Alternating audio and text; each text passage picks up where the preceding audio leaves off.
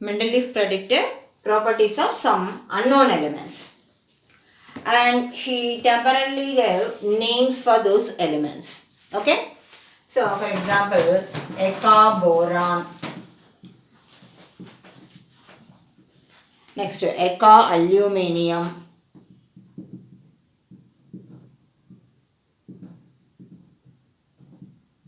Eka silicon. Okay? So, he predicted properties of these unknown elements. And he left some gaps in his periodic table for their further discovery.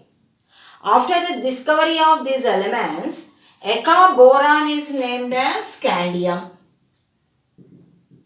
Eka aluminium is named as gallium. And Eka silicon is named as germanium. Okay? And predicted properties of Mendeleev, they are almost nearer to the discovered properties. Okay? So, whatever the properties he predicted for these elements, they are almost nearly similar with the properties after their discovery. Okay? And also Mendeleev corrected atomic weights of some elements by correcting their valency. Why? Because atomic weight, so that is equal to equivalent weight into valency. We can calculate atomic weight by using equivalent weight and also valency. Okay? So, he corrected atomic weight of some elements by correcting the valency. For example, he corrected atomic weight of elements like beryllium, indium, uranium, etc. Okay? Then coming to some defects in Mendeleev's periodic table.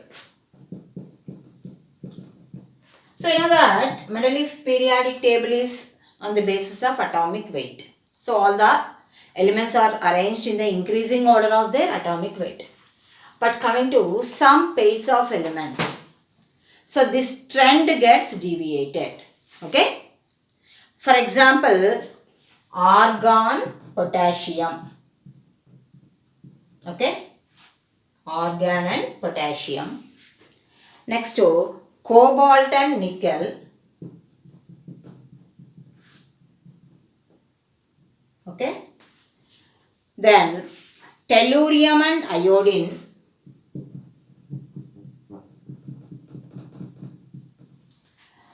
Next, thorium and protoactinium. Okay? So, regarding these pairs of elements, trend gets deviated. So, what is the actual trend? Increasing order of the atomic weight. But here, element with the more atomic weight, that is placed before the element with the lesser atomic weight. So, argon and potassium, cobalt and nickel, tellurium and iodine, thorium and protoactinium. So, these pairs are also called as anomalous pairs. Anomalous pairs. Okay? And there is no proper position for hydrogen in Mendeleev's periodic table. So, position of hydrogen is also uncertain in Mendeleev's periodic table. Then he placed all the metals in one group together.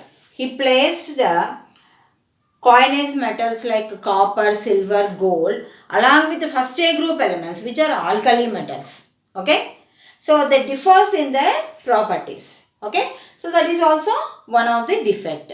Place he grouped all the metals, coinage metals along with the alkali metals. Okay. That is also one of the defect. Okay. In Mendeleev's periodic table. And one more thing, Mendeleev's periodic table contains transition triads in it.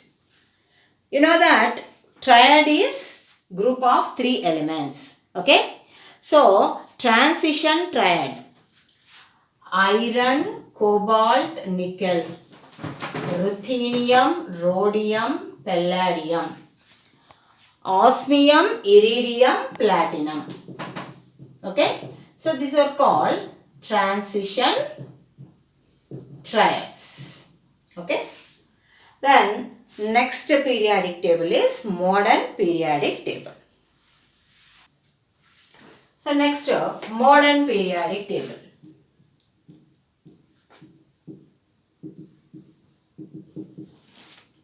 This is also called as long form of periodic table.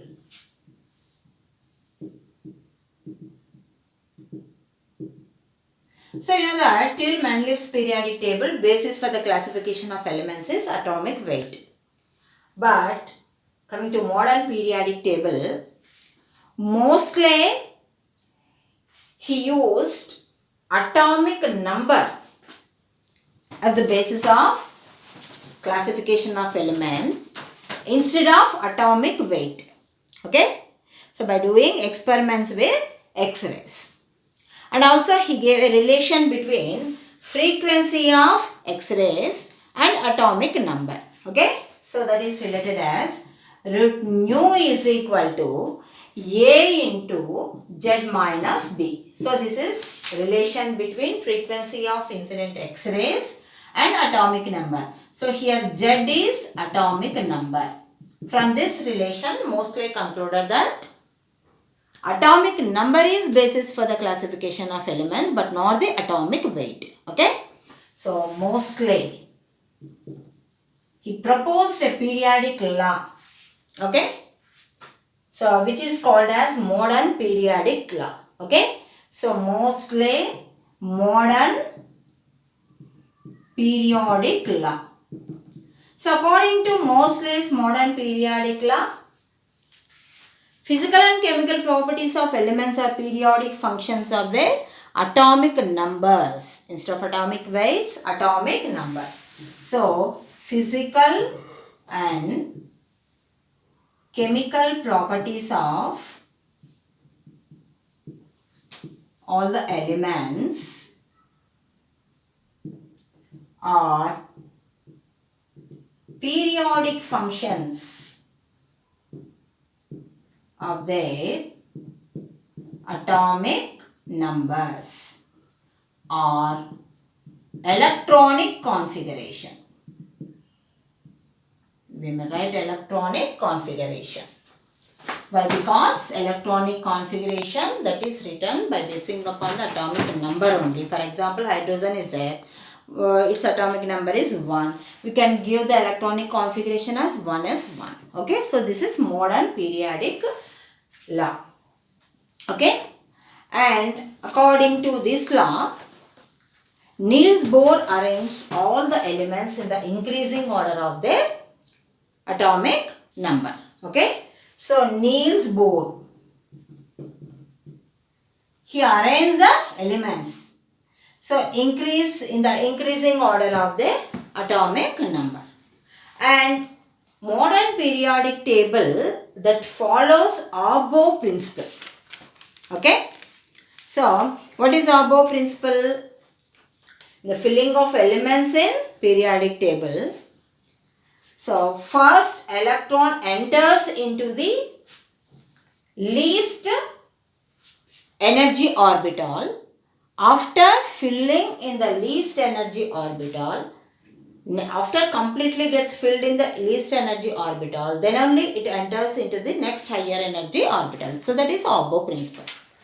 So according to Abbo principle, all the elements gets filled in the periodic table. Okay. So that's why modern periodic table is also called as graphical representation of Abbo principle. So this is also called as graphical representation of Abbo's principle. Okay. So here arrangement of elements, that is according to Abbo principle. So all the elements, they are arranged in 7 periods and 18 groups. Okay. So modern periodic table contains 7 horizontal rows which are called as periods. So it contains 7 periods and 18 groups. Okay, 18 vertical columns which are called as 18 groups.